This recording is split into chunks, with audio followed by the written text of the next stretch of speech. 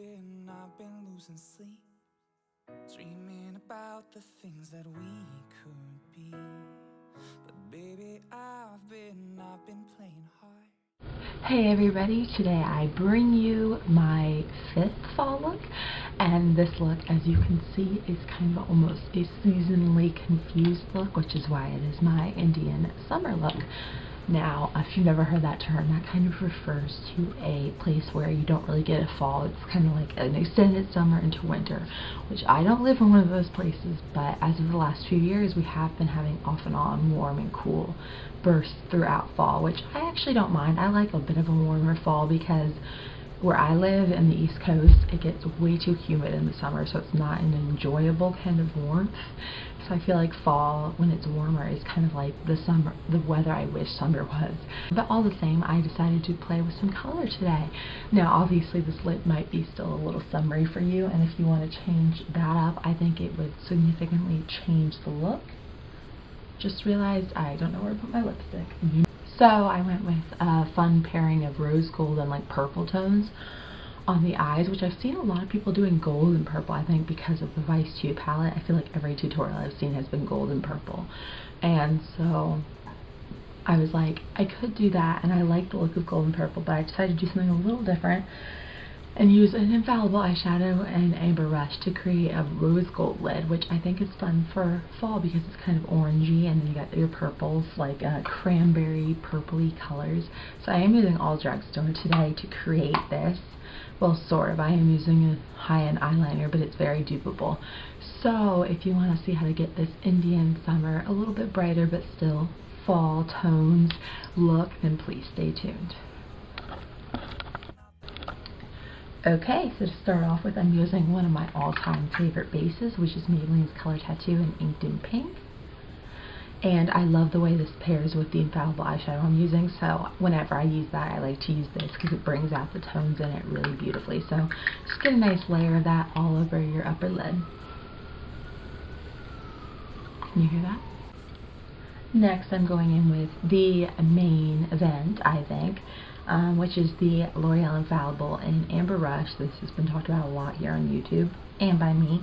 I've had it for a really long time, and I think it's just the best Infallible. It's so pretty, and I haven't used it in a while, so I decided to pull it out today. Just use my finger with that because I don't find brushes work all that well with these, so I just patted it all over my lid. And now I wanted to go in and get my purple going on, so I am using my Wet n Wild Petal Pusher palette. Maybe. Yes, I am. And I am using quite a few colors out of this. You can see we got our warmer purples and our cooler purples. I will mostly be using the warmer purples, but to start off with, I wanted to create a transition through my crease to blend out that rose gold color. So I'm using this one right here, which I know it looks very light, but I do find when you put this in the crease, it actually really does deepen it up and give it a little bit of a transition. I actually think it's a really good color for that. So I took it with a fluffy brush through my crease and blended that out. Next, I wanted to start in with like a cranberry warm purple. Not quite cranberry, just like a warm purple. So I'm using this color, which you can see is like a warm purple with a gold shimmer. It's not super pigmented, so you really can build this up, which is what I'm doing. So pretty much I'm working mainly in the crease with this purple because I did want to keep the lid that rose gold, not really get it too muddy in there. So I'm just taking the same brush I used with that transition color and really blending through my crease this cranberry color, really building it up as much as I wanted to. Obviously that's your own call with your own eyes and stuff. I also took a little more and pulled it kind of like almost like up here, I guess, above my crease, which I usually don't do, but I wanted to make it go up a little higher, and because it's not super pigmented, you can get away with that, I think. Now going directly in the crease, I wanted to really trace it out, make sure it was a very pigmented color. So I'm using this brush that I just started experimenting with from Real Techniques. It is there. I usually don't mention brushes, but I do think this is a really cool brush that I've never really used before. This is the shading brush, and what I did was picked up a mix of the two crease colors, which is like a true purple, not super pigmented, but just a true purple, and then like a dark brown with some purpley shimmer. Picked up those two and put them right through the socket line. Just to get a more cut crease look. Not quite cut crease because we are blending it, but just a little something different. And then I just picked up my transition color and kind of buffed that out using that just a little bit. Okay, and then on to that fun purple on the lower lash line, which, as you can hopefully tell, is more pigmented than what we did in the crease. It's fun because it's not completely out of the blue. It does connect to the top, but it's because we're using a base, it's more pigmented, and it's a little bit of a color pop on the bottom that still ties in. So this is the NYX Slide On Glide On pencils. These are really creamy and pigmented and beautiful. This one is Pretty Violet, a cool tone purple. And I'm just running that just my lower lash line. You could take it on your waterline if you want, but I decided to do some black in there. So just on my lower lash line as a base. And then I'm picking up just that the purpley crease color with the same brush, putting on the lower lash line over that base. And actually this brush is really cool for that as well, because it kind of gets the blending process going. I do take a clean blending brush and blend it out some more, but as a starting point, this is really great, and I love that this brush can be used for applying your color more concentrated, both on the lower lash line and on the top. Black liner, and I am using Urban Decay Zero, but it's not anything special. It's just a black liner. I realized this is the only black pencil liner I actually have with me right now. My preferred one is the Neutrogena Nourishing one in Cosmic Black. I think that's my favorite black liner I've used to this day. But I just have this one right now, so I'm trying to use it up.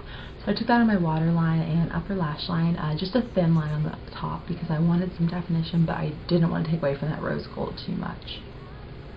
And the great thing about having that purple down there is when you put the black on, it really blends easily and seamlessly, like you don't have to do anything. But on the top, I did want to set it and smudge it out. I think I do that with gel liner as well, but especially with pencil when it can be a little rough. You want to clean up the shape just a little with a shadow. I'm taking the crease color, the like darkened brown with some plum shimmer, and I'm just taking that on an angle brush right over there, just kind of setting it, smoothing it out and smudging it just a little bit, and it ties in the black and makes it a little bit purpley tone, which is fun. I did take a little more of this warm purple and just ran that again, you know, kind of high on the crease just to make sure we didn't lose that. And then I just went ahead and highlighted. I'm trying to get better about highlighting. I'm really bad about doing it. I very rarely do, you probably noticed. But the brow bone color in this palette is quite nice. This one, it's like a almost matte white with a slight purple duochrome if you apply it over like a purpley base.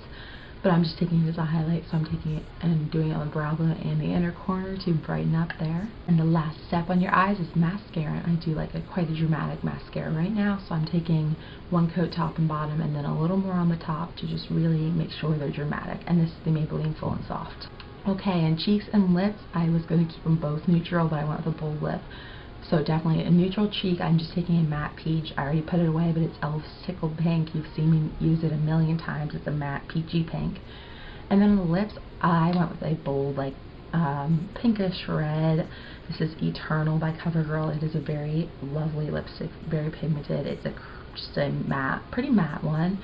And what I did with this to make it a little less pigmented, although it still is very pigmented, is I dabbed it instead of swiping to really just get the placement, and I kind of built it until I was satisfied, which I did build it quite a bit, but you don't have to. It's a very pigmented and long wearing lipstick, so obviously make the decision before you put it on because it's going to be there all day.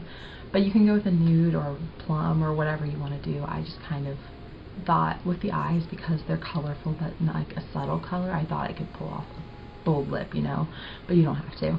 I just thought, especially with the Indian summer theme, I'd kind of do a red lip that was a little brighter, so it'd be a little bit between summer and wintry colors. So that's what I did, and that is my finished look.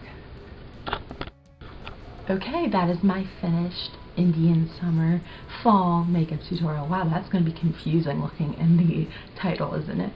Anyway, hopefully you guys did enjoy this fun way to wear color that I think is still seasonally appropriate, but you can really wear this look all year round. So if you're seeing this in April, go ahead and rock it. I think you're cool, and I love that it's using pretty much all drugstore products and some really great drugstore products that I've always gotten a lot of great reviews on YouTube, I think. So a lot of you might already own them. So hopefully you guys did find this helpful. If you did, be sure to like it below and subscribe to see more from me. I do still have more fall tutorials planned. I'm really into them this year.